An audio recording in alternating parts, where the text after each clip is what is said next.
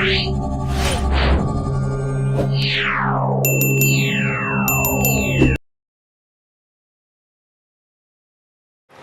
mga kalodi, grabe, napakinggan natin ang mga sinabi siya ni Diaz mga kalodi. Sobrang ganda mga kalodi, mga sinabi niya dito sa Pampanga. Kaya bumaba tayo ulit sa stage mga kalodi. Umikot tayo, dito muna tayo mga kalodi. Ang ganda, nag-time na. Pakinggan natin ulit si Sir Diaz dito sa sinabi niya mga kalodi. What this mga kalodi? Because of what I said, you know, there is one between the present president and myself. I grew up with his parents, and on the other side, I still consider President Duterte as a good friend. I was with him campaigning when no political leaders want to go with him. In fact, I believe a lot of you will remember during his inaugural address, even when the first time he addressed Congress, the first time he addressed the local government leaders, he always repeated, "Wala akong utang na loob sa inyo. I do not owe you anything." That's what he told those people. You know why? Because there was no governor, congressman, mayor who publicly supported him except for a handful. Okay? Why?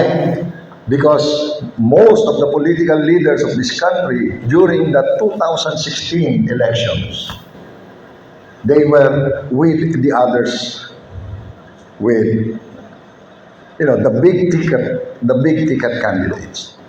So it was just only at about 2 or 3 weeks before election when these political bigwigs started approaching then Mayor Duterte. But don't you think that's the kind of, it's also sad that we realize that's the kind of leaders that we have right now. People who does not give value to integrity. People who do not give value to respectability, even among themselves. So,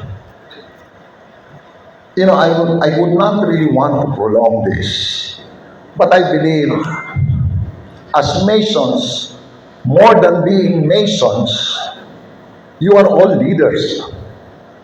And as leaders of your group, of your community, of your organization, it is your responsibility not just to find ways to remedy the present, to build a better tomorrow for the people who are looking up to your leadership. As Masons, you are all leaders.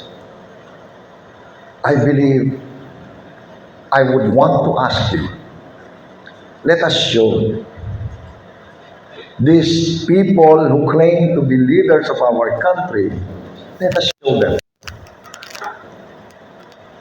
what leadership truly means.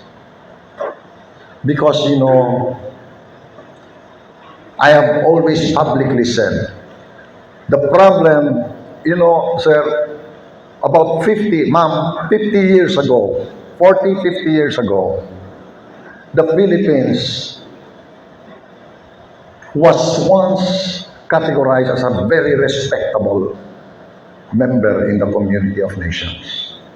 Economically and even militarily speaking, we were second only to Japan in the entire Asia.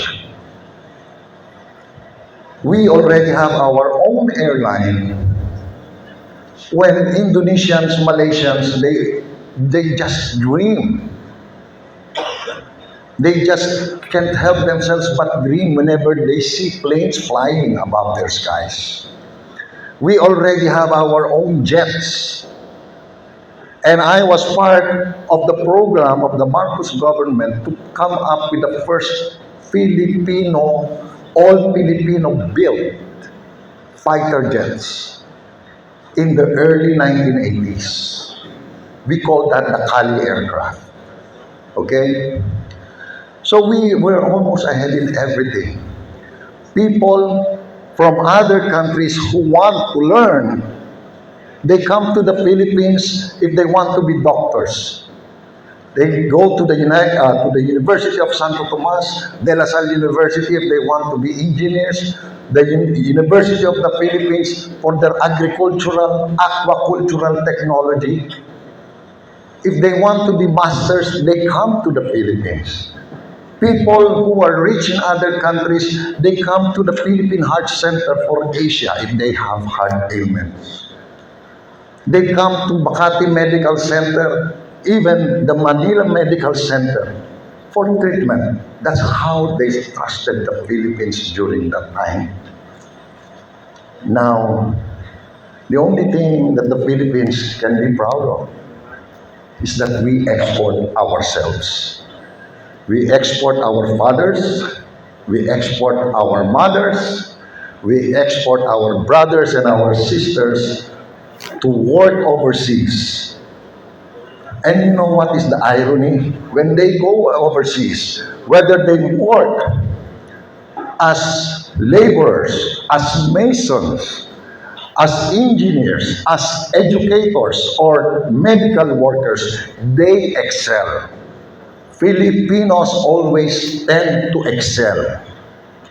We should be happy, correct? But don't you think it's a little sad also that the Filipino talent and skill and ingenuity is appreciated more in foreign countries than in his own country? Can't you imagine what kind of progress and advancement the Philippines will be in right now if all these Filipino talents, their own country is the one benefiting from it? You know why? I ask a lot of them. Why in London?